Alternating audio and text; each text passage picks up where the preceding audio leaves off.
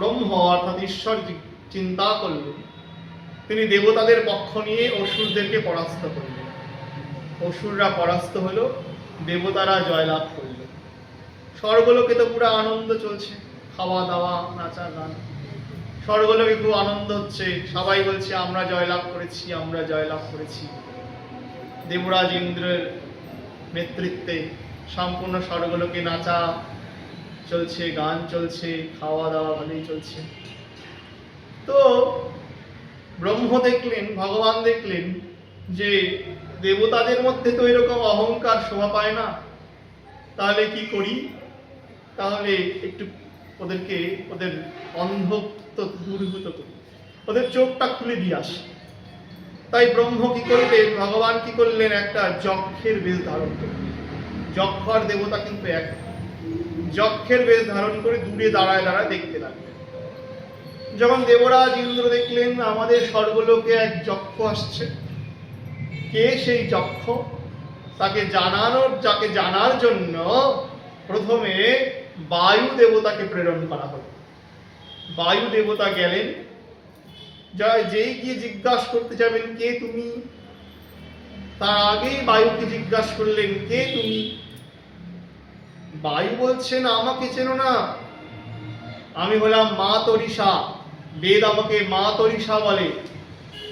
এই জগতে এমন কোন স্থান নেই যেখানে আমি প্রবেশ করতে পারি না,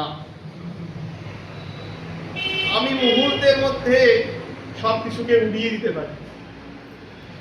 তো সেই যক্ষরূপী ভগবান বললেন এই যে খড়টা, এই যে তৃণখণ্ডটা নিয়ে আসছি, যে একটা খড়, এই তৃণখণ্ডটাকে উড়ায় দেখাও তো দেখি। বায়ু তার শক্তি প্রয়োগ করল, বিশেষ শক্তি প্রয়োগ করল, তৃণখণ্ডকে উড়াইতেই পারল না। ঘাসটা যেই জায়গায় ছিল ওই জায়গাতেই পড়ে রইল, একটু উঠতে পারল না। বায়ু মাথা নিচু করে দেব সভায় ফিরে গেল। এবার সেই যক্ষের পরিচয় জানার জন্য আসলেন কে, অগ্নি।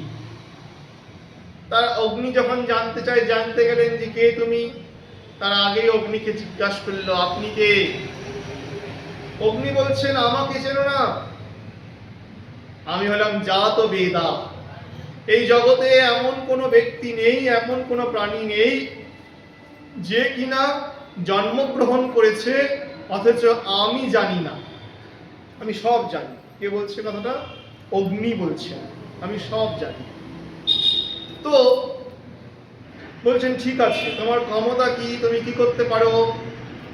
তখন যক্ষরূপী ভগবানকে অগ্নি বলছেন আমি মুহূর্তের মধ্যে সবকিছুকে পুড়িয়ে ছাই করে দিতে পারো। ঠিক আছে, পুড়িয়ে ছাই করে দাও, এই ঘাসের খণ্ডটাকে পুড়িয়ে ছাই করো দেখি। কিচ্ছু করতে পারলো না, ঘাসটা যেমন ছিল তেমনই থাকলো, কিচ্ছু করতে পারলো না। অগ্নি মুখ কালো করে দেবরাজ ইন্দ্রের কাছে ফিরে গেল। এবার আসলো দেবরাজ ইন্দ্র। যেই দেবরাজ ইন্দ্র আসলো সঙ্গে সঙ্গে যক্ষটা উধাও হয়ে গেল, ওখান থেকে অদৃশ্য হয়ে গেল। দেবরাজ খুঁজতে লাগলো কিন্তু কোথাও তাকে দেখতে পেল। হঠাৎ আকাশে দেখা গেল তাকে, আকাশে দেখা গেল ব্রহ্মবিদ্যা রূপিণী ভগবতী উমা। উমা মানে কে? দেবী দুর্গাকে দেখা গেল আকাশে। তিনি দেবরাজ ইন্দ্রের জ্ঞানচক্ষু খুলে দিলেন যে তিনি কে ছিলেন। তিনি ছিলেন আসলে পরব্রহ্ম, তোমাদের অহংকার নষ্ট করার জন্য তিনি আসছেন। তার মানে কি বোঝাচ্ছে, এই কাহিনী থেকে কি ব্যক্ত হচ্ছে?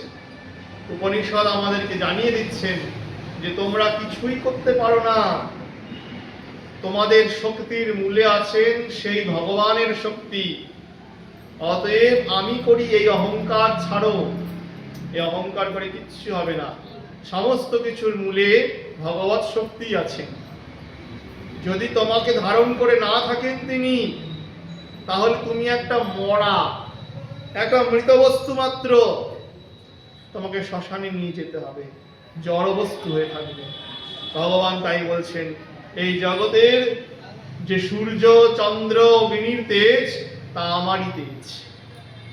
এই যে জগৎকে ধারণ করে আছি, আমি জগতে প্রবিষ্ট হয়ে জগৎকে ধারণ করে থাকি। এই যে তোমরা খাবার খেয়ে পেটের মধ্যে হজম করো, তার মধ্যে বৈষান্যর অর্থাৎ জঠরাগ্নি, সেই জঠরাগ্নিও আমারই স্বরূপ। যা তোমার দেহকে পুষ্টি প্রদান করে। তার মানে কি বোঝাচ্ছেন? যে জগৎকে আমি ধারণ করি। কে ধারণ করেন জগৎকে? আমারই খর স্বরূপ। মনে রাখবেন, এখানে খর বিভাগের বর্ণনা হচ্ছে। খর মানে ভগবানেরই শক্তি স্বরূপ।